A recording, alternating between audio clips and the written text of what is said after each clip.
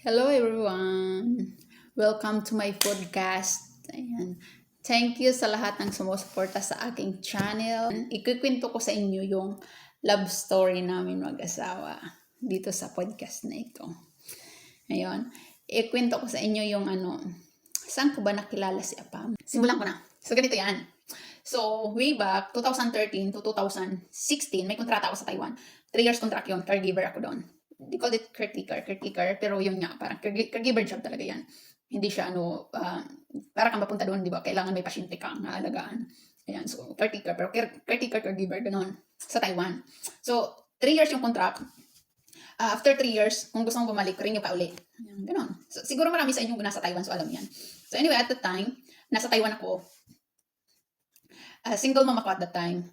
And then, iniwan ko yung mga anak ko sa mama ko. And then, umalis ako ng Taiwan. Hiwalay kami ng tatay nila. So, nag-date din ako sa Taiwan. May nakilala akong Taiwanese. Nag-date kami, tapos naghiwalay. Siyempre, walang forever. So, ayun na nga.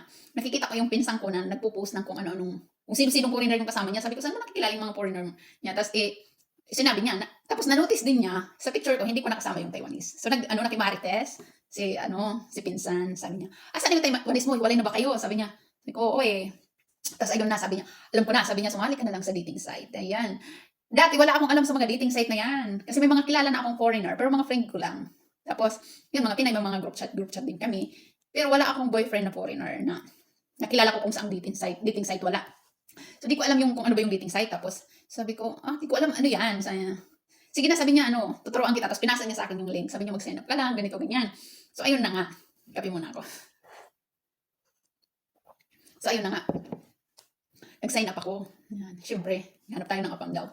Tapos, expectation ko kasi, yung parang marami kang apam na makikilala agad-agad. Tapos, pero gusto ko, sabi ko, yung matino. Ayaw kasi ng mga bastos-bastos. So, parang 2 weeks wala naman. May mga nag-hi-hi, tapos may isa akong nakilala. Sabi nung isa, yung nakilala ko, sabi niya, nasa Taiwan na siya. So, ayaw ko naman makipagkita. So, binigay ko siya sa kaibigan ko. Actually, sila yung nagkita. After ko nakilala yun, nag-out na ako. Sabi ko mga 2 weeks na, wala naman yan. So, wala. Hindi, sabi ko, hindi siguro talaga para sa akin yan. So, sinabi ko nga sa pinsan ko, nag-out na ako. Sabi ko, ayoko. Tapos, hindi na ako nag-sign in. Hindi ko pala na-delete yung account. Kahit pala hindi ka naka-sign in, syempre, hindi mo naman di-delete yung account. Nakikita pa rin ng mga account yung profile mo, aba. So, ayun na nga, nag-message yung asawa ko. Sabi niya pa sa akin, hi, sabi niya, I'm ganito from New Zealand. Sabi ko, aba. Tapos hindi siya taga New Zealand. May bahay siya doon, pero hindi siya taga New Zealand. Pero syempre, late ko nang nalaman. So, yung ina-assume ko, taga doon siya. So, anyway, in-entertain ko. Hello din ako, syempre. Hello, ganito. And then,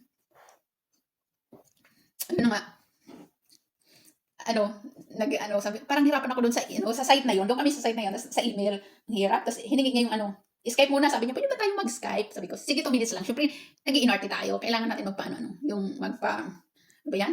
Hard to get. Hard to get. So sabi ko, sige, 2 minutes lang.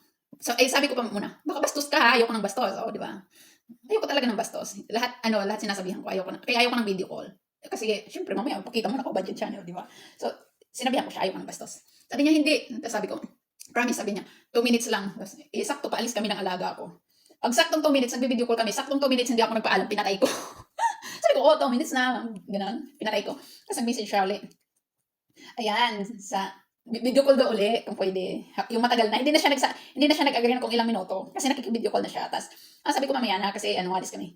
Umalis kami ng alaga ko, tapos, naggalagala kami alaga ko, pumunta kami hospital, gano'n. Tapos, mga kinagabihan, nagme-message pa rin siya, nagre-reply ako. Pero busy kasi ako, hindi ako nag-video call hanggang gabi. Nag-video call ulit kami. After noon, parang lagi-lagi na lang. Tapos, ayun na yun. Parang, November to yun, 2015. Ayan. 2015 ba? 2015 pa. Kasi 2016 ako umuwi. November 2 na. Parang, isipan namin na kami na nga siguro. Parang ganoon. Kami na, ganoon.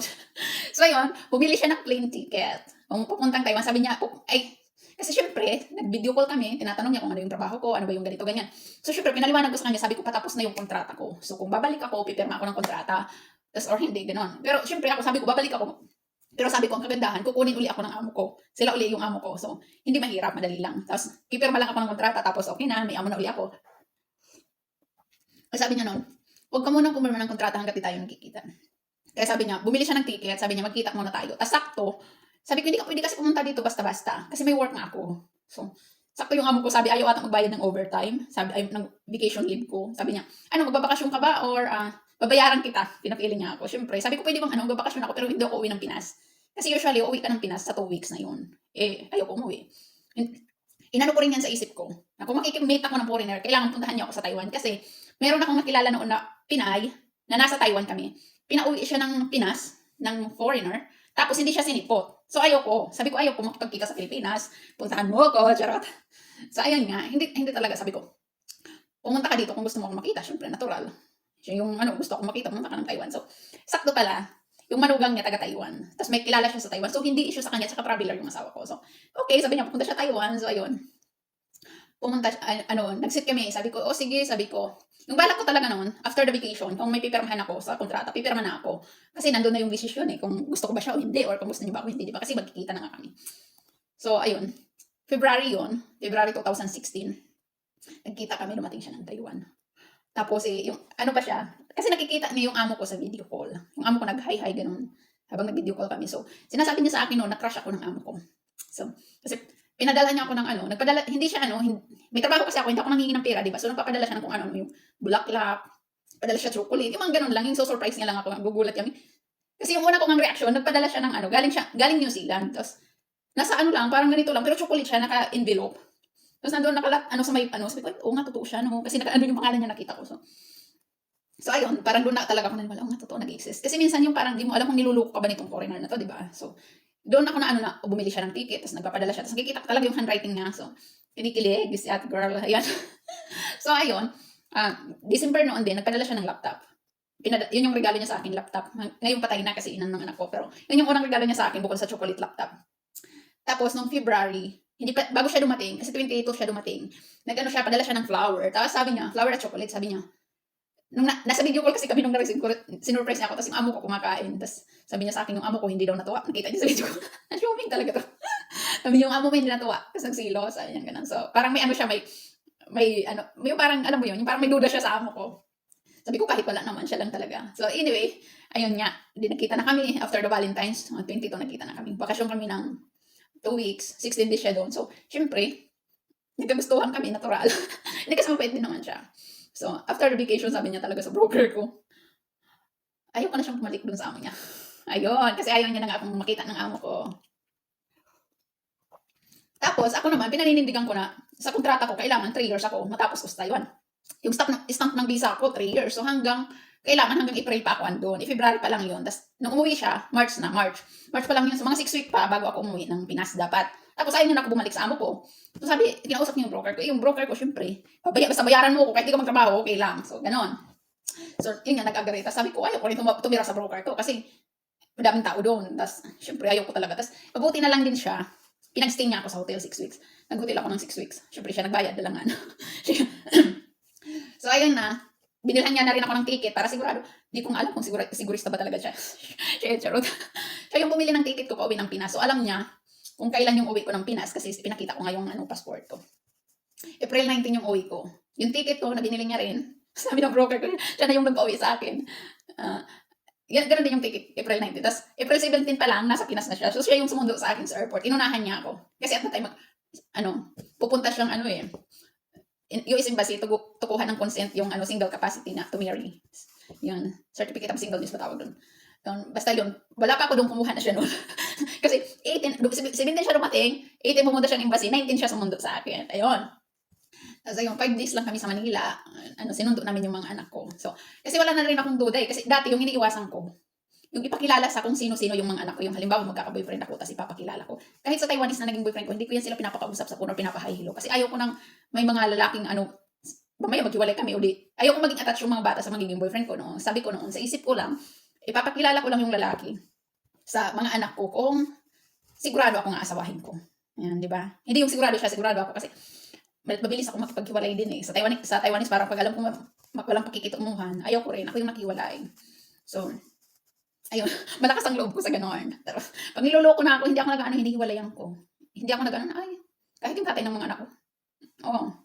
Kasi kaya kong mabuhay ng isa nang walang lalaki, kaya gano'n. Tapos, inilalayo ko yung loob ng mga bata. Ayaw kong maging attached sila sa lalaki, tapos iba na naman lalaki ko. Ayaw ko ng gano'n. So, ayun. So, since maliit pa sila, naghiwalay kami ng tatay nila, 3 years ago back then, yung parang, 3 years yung bago nakilala nila yung asawa ko, or yeah, or almost 4 years na. So, hindi nila alam talaga, lalo na siya rin na, yung pangalawa, hindi niya alam kung sino kung akala niya yung asawa kong foreigner yung tatay niya. Kasi may speech delay siya, so hindi siya masyado pang nakakaintindi. Tapos, unti-unti namin pinapaliwanag na adopted siya ng daddy niya. Yung anak kong isa, alam niya na hindi siya legal na anak. Legal siya kasi adopted niya. Alam niya na hindi yung asawa ko yung tatay niya. Kasi, alam niya yan. Pinaliwanag namin. Yung hindi, nung una nung maliit pa siya, akala niya lang magkaiba silang tatay, magkapatid. Sabi ko, loko-loko tong bata na to kasi yung nakilala niyang yung papa ko. Tapos, kasi sa mama ko, sa parents ko sila lumaki. So, akala niya yung tatay nila, tatay lang ng kapatid niya. Yung papa niya, papa ko. Tapos yung mama niya, mama ko. Kasi hindi niya rin ako kilala. So, ayun nga. Kaya nung kinuha namin sila ng asawa ko, madali lang yung, makilala nila yung parang mapalapit yung loob nila sa asawa ko. So, ayun na. Kinuha namin ng April yung mga bata. 1 week lang kami sa Manila. Tapos, nagplano kami magpakasal. Pero hindi, at that time, hindi ako kailangan makapunta agad ako ng US. Hindi. Kasi, kakauwi ko lang galing Taiwan. So, gusto ko i-enjoy yung Pinas. Totally hindi ko naman talaga na-enjoy kasi nag-aaral din ako. Yung parang I was taking my time. Kasi, sabi nga ni mama nun, sabi ng mama ko, pumunta ka muna doon sa US, tapos, kunin mo na lang yung mga bata. Kasi mamaya, ano pala buhay mo doon? Delikado, yung mga bata, ganun. Sabi ko, yung mga bata hindi pwedeng pumunta, pero ako pwede. Sabi ko, parang natatakot siya sa safety ng mga bata. Tapos sa akin, hindi. Sabi ko sa kanya, sabi niya, sira ulo ka talaga. Sabi ko, hindi, sama-sama nga kami. Tapos yun nga, dahil na din sa mga pananakot ni mama, sabi, 2 years muna. Kasi mamaya, sabi ko, susubukan ko muna kung magsasama ba kami sa Pinas, kung ano yung ugali niya. Mamaya, pinapakilig-kilig lang pala ako. Tapos pagdating dito, sasampalin na. Grabe, no? So anyway, ayun nga. Nag 2 years ako. Tapos sa 2 years na yun sa Pinas, every other month siya nandun. So, lagi siyang umuwi. Uwi siya dito, tapos babalik na naman. Ganon. Basta every other month siya andun. So, hindi rin kami masyadong LDR kami, pero lagi kaming nagkikita kasi lagi siyang pumupunta. Tapos nagkakasama kami sa bahay. So, mas nakilala namin ang isa't isa nung nagsasama na kami sa bahay, sa Pinas. At during that time, habang nandun ako, nag-aral ako mag-drive. Yung mga bata, in-enroll ko sa private school. Tapos, kami ng adoption. Tapos, nag-process ng visa. K1 visa yung visa namin Ay, K1, CR1. Tapos, 10 months yung process ng visa namin. Tapos, after na, di pa ako umalis kasi may kontrata pa kami sa condo. Sabi ko, tapusin na natin. Tapusin na natin yung contract. Tapos, ayun, nag-antay talaga ako sakto. 2 years ko sa Pinas, 2 years and 1 month sa Pinas ako. Pumunta kami dito kasi yung visa ko, pa-expired na kinabukasan, saka pa kami nag-flight. Kasi pag December ako nag-interview, yung expiration ng visa, pag hindi ka umalis after the interview, may visa ka na. Tapos hindi ka umalis ng certain period, like ilang months, hindi ka umalis, mag-i-expire siya. May expiration date siya. So, tingnan nyo rin. Pero usually, maalis naman agad. So, ako nga, hindi ako umalis. So, nag-inarte pa ako. Pagkasawa pa ako sa Pinas, hindi ako umalis agad. Inantay namin yung expiration. So, nagbalik-balik pa siya doon. Kahit may visa na ako, pwede na ako pumunta dito, hindi ako pumunta. Doon muna kami. Tapos, pinatapos ko na din kasi sakto. Di ba pag December, may pasok pa yon yung mga bata. Tapos, pinatapos ko din yung mga anak ko. Sabi ko, sakto lang yan. Kasi, yung mga bata, makakatapos sa isang school year. Di ba? Sayang tuition. Oo naman. Kasi nasa pag-uusap lang din naman yan. Ayan. So, ayun. 2018, May 20, 2018, lumipad kami papunta dito sa US kasama yung 2 bata. Ayan. Since then, di pa ako umuwi. Tapos, okay naman yung buhay namin dito. Hindi kami nag-aaway na, hindi kami talaga nag-aaway ng asawa ko Inis lang, madalas kasi ako mainis. Tapos, pag, galit ako sa mga bata, sumasama loob niya. Kasi pinapagalitan ko mga bata. At ayun. Siya medyo, sad lang siya. I'm lucky kasi nga, di ba, swerte kasi hindi siya yung matapang. Yung talagang ko kasi sabi ko, hindi pwedeng kasi pag nag-asawa ka, na may anak ka na, di ba, yung concern mo, hindi na lang yung safety mo yung safety din ng mga anak mo. So, alam mo yung, kung ano nababasa ko, yung masama yung ugali ng stepfather, yung ganun, takot ako dyan. So, yun talaga yung pinagdasal ko na sana kung mag-aasawa ko, sana, kahit hindi masyadong mabait sa akin, basta mabait sa mga anak ko. Kasi ako, kaya kong handle sarili ko. Yung mga bata, ayaw kong magka-trauma dahil lang sa nag-asawa ako, tapos, hindi sila masyadong, naaalagaan, tapos sinusungitan sila ng lalaki, kahit yan yung, di ba, yung iba, sila yung nagpapalaki nga, tapos pinapakain ko kayo, ganyan, pero hindi ko yung anak, ayaw ko ng ganun. Ay nako, siguro, yun yung magiging malaking away namin kung ganun siya, or baka naghiwalay na kami. Kasi ayaw ko talaga yung ganun, ayaw kong itrato yung mga bata na, parang, ay nako, basta yun talaga. Yung mga anak ko yung kahinaan ko. Kasi, yung rason ko, pwede ka magpalit ng asawa, hindi ka pwede magpalit na ng mga anak. Yung anak mo, dyan lang yan, sila na yan, lifetime yan. So, you have to do your best na para sa kanila. Hindi yung dahil lang in love ka, pinabayaan mo na sila, hindi ka na nag-care sa kung ano yung concern nila, lalo na yung pagbibigay ng, kung single mom ka man ngayon, pagbigay ng stepfather na sana mabait. Yun talaga yung ano, sa akin unang criteria ko yun, nung ano, kaya hindi ako nag-boyfriend ng kung sino-sino din. Nung single mom na ako, hindi ako nag-entertain ng ano. Ayaw ko kasi takot ako magpakilala sa anak ko na ito, tapos mamaya maghiwalay kami, tapos or mamaya mag-asawa ako, tapos itrato sila ng di maganda. So, ayun nga. Sabayan nyo rin ng dasal, kasi prayer works talaga. Sana mabait ng pangasawa nyo. Ayan. So, ayun, 7 years na kami. Nasawa ko mahigit. Ayan. Mag 8 years na kami sa November. Binibilang namin yan kasi nga, kami na nung November. Pero yung wedding anniversary namin August. Pero mag 8 years na kami. Kasi nga, yung relasyon namin, nag-start naman talaga nung nag-chat pa lang kami. So, counted na yun. So, lagi sinicelebrate din namin siya. Yan, mag 8 years na pala tayo. Ganun. Di ba?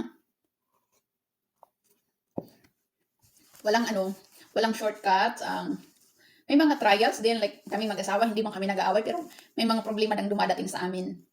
Bilang mag-asawa, bilang may 2 anak na mga bata na pinapalaki. So, busy ang buhay, ayan, may trials and error din. Pero pag ang importante sa amin, yung inaharap namin yung problema ng sabay, hindi kami nag-aaway. Kasi more on problema yan, yung may problema na nga dumadating sa buhay nyo, tapos kayong mag-asawa, hindi pa magkasundo, di ba? Mas malaki yung problema nyo. So, yun lang talaga yung, sabi namin, at least sinaharap namin yung mga trial and error ng sabay. Ayan. Kasi yun ang importante para din tumagal. Hindi namin namamalayan na, ganun na pala kami katagal. Ayan. Tapos yung mga bata, lumalaki na. Ayan. So, I'm glad to share our love story. Ayan. Medyo private yung asawa ko, hindi ko maano yung side niya kung ano ba yung mga nararamdaman niya at that time. Charot. Hindi yan magpapa-interview. Pero at least narinig niyo yung side ko ng, ang alam ko lang parehas kaming kinilig. Charot. Ayan. Sana ipatuloy niyo akong suportahan dito sa podcast ko. And then, kung hindi ka pa nakasubscribe, kung bago ka pa lang, please don't forget to subscribe. Ayan, para updated ka sa mga susunod ko pang upload. And then, kasi marami pang upload ang parating. And anybody, and you guys are welcome to ask me anything. Just comment below.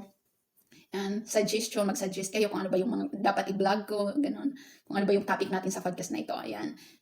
Maraming salamat. See you on the next one.